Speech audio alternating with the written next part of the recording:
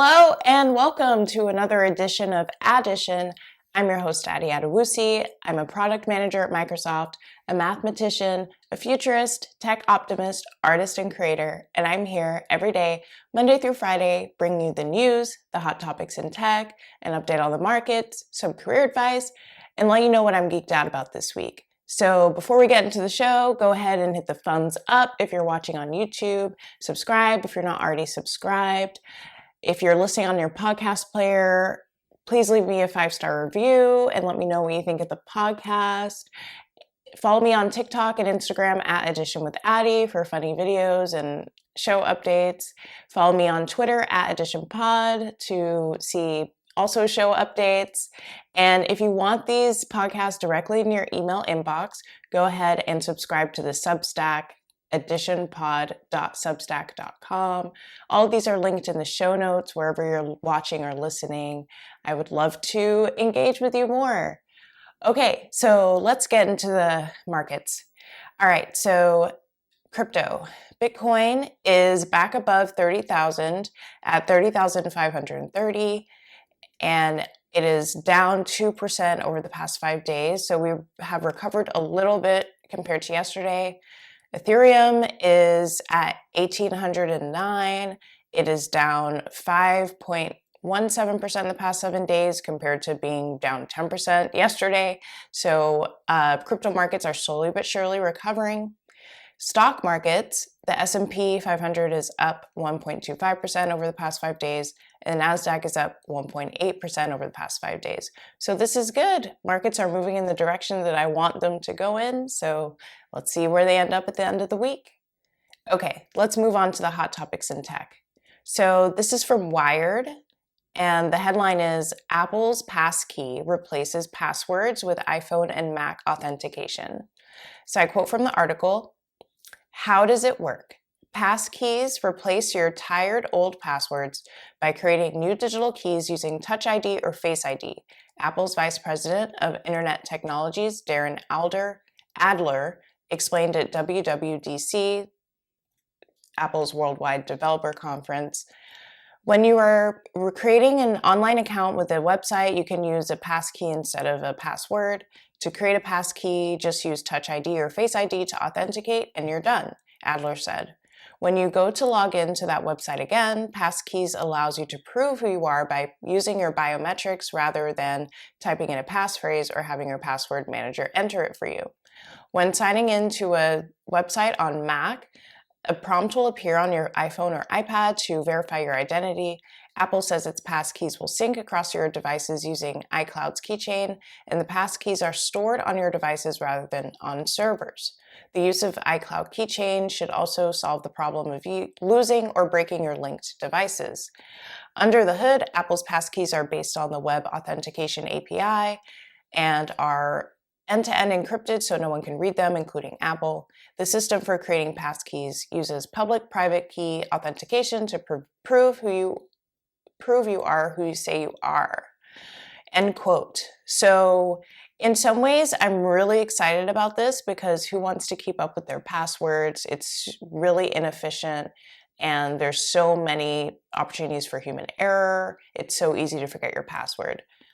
That being said, if we're replacing passwords with biometric data, what if someone has an accident that alters their face or gets plastic surgery or changes their hair color, as you can see I do very often? Is it going to work? Because while my Face ID on my iPhone always works, my login for my Surface Book that I use for work does not recognize my face. I don't know what I need to do for it to recognize my face, but it's not working. So I just worry sometimes, like I would also want a password as a backup just in case. I don't want to go full passkey. I want to have a password in case something is going on with my face and I also worry sometimes. I had someone use my face to unlock my phone. They just quickly flashed it in front of my face and I didn't like that.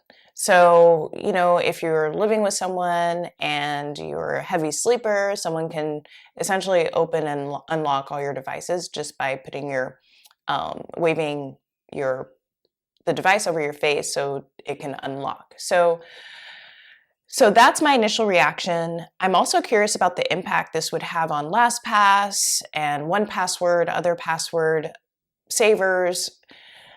It's going to have a huge impact if this takes off, because a lot of people have iPhones, a lot of people are going to have access to this, and it may make their password manager relevant. I use LastPass, and I also use Keychain, which is an Apple product, so it wouldn't matter. But what is the impact here on all the different types of password managers? So anyways, I'm all about innovation. I'm really excited about this.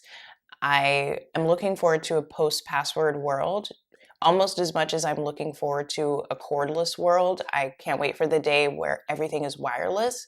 So this is a move in the right direction.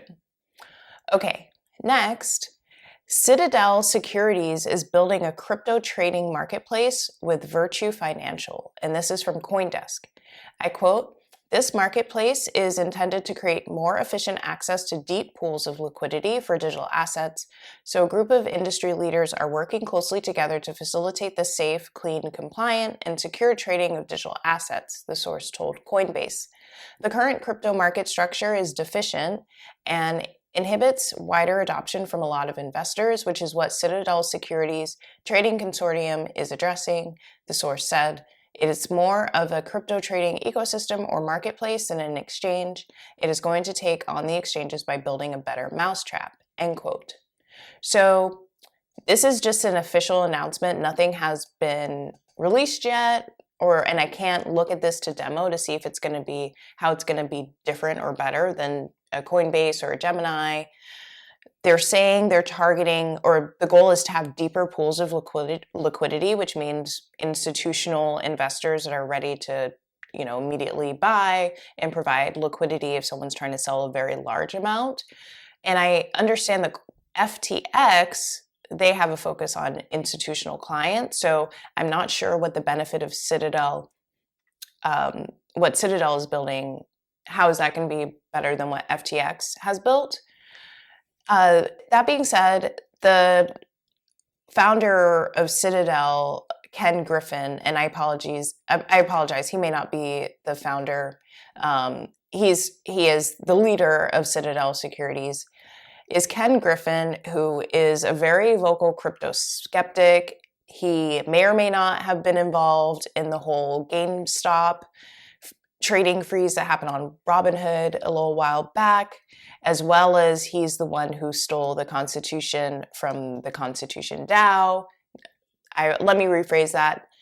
He outbid them, and a lot of people think he did it out of pettiness because he doesn't like crypto and didn't want a crypto DAO to win and get the Constitution. So I'm not sure what's really going on here. I kind of question his motives. That being said, I'm sure he wants to make money. So I'm going to take this seriously and be tracking this story closely. I'll let you know if I get any updates. Okay. Next, Bird is laying off 23% of staff. This is from TechCrunch. And if you don't know what Bird is, it's one of those scooter companies like Lime that allows you to, pick up a scooter randomly laying on the street and use it to go somewhere. So I quote from the article, "Shared micromobility company Bird plans to lay off 23% of its staff, according to tech layoff tracker layoffs.fyi.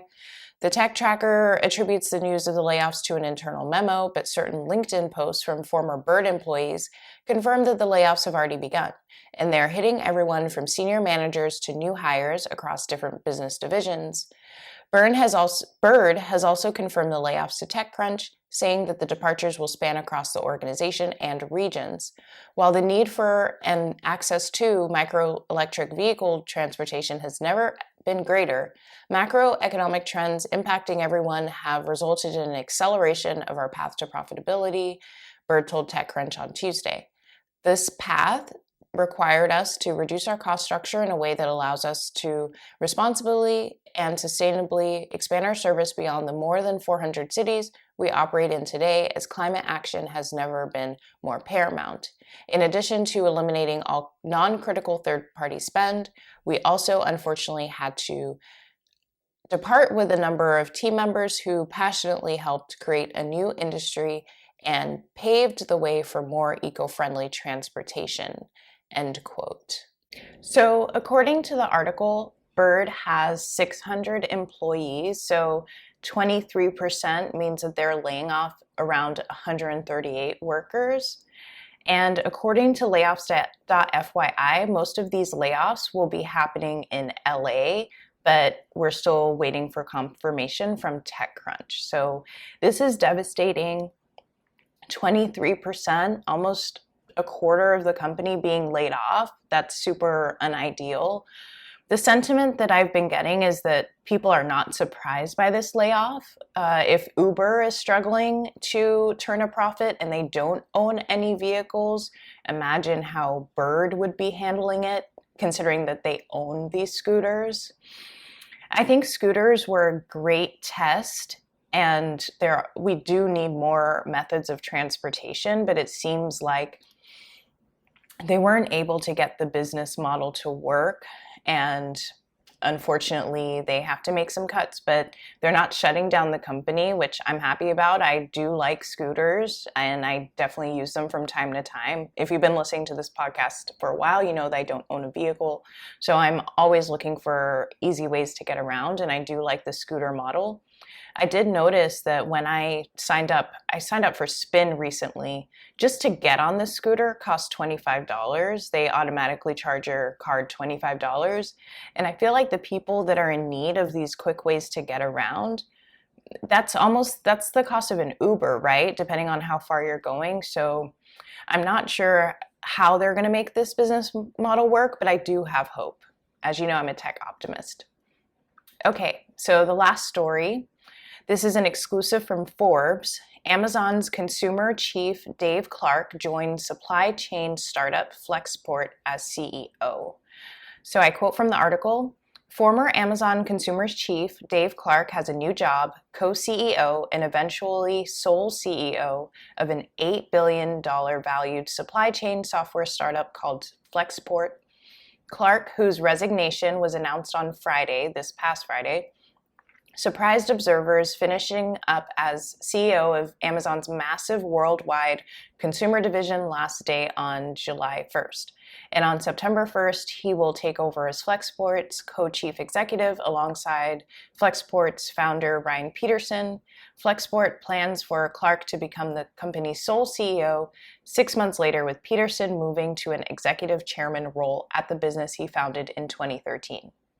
So I did not report on the podcast when the Dave Clark stepped down from his Amazon position, but this goes to show you that people are leaving stable big tech companies for startups, including people at the executive level. So I guess congrats to him for finding a great opportunity.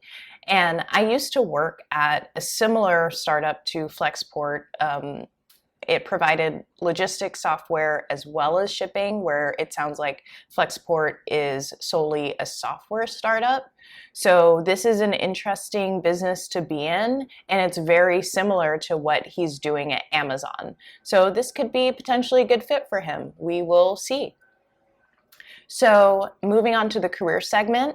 So this is more, I need to outsource help from you all. So I want to know how you celebrate your wins. So this is a common characteristic of high performers and overachievers.